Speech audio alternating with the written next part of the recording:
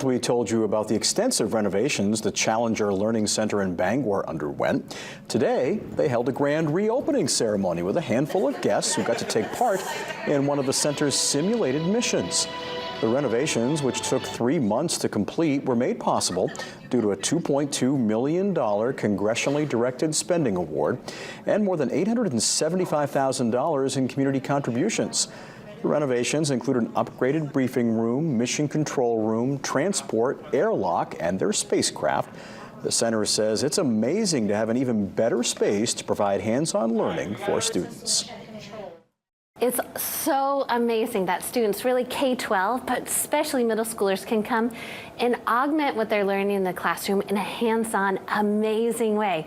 So it's like, oh, I know this math, I know this science element, but they really get to apply it to different STEM jobs in the latest and greatest space lab and mission control possible in the state of Maine. This was the center's first renovation since it welcomed its first students in February of 2004.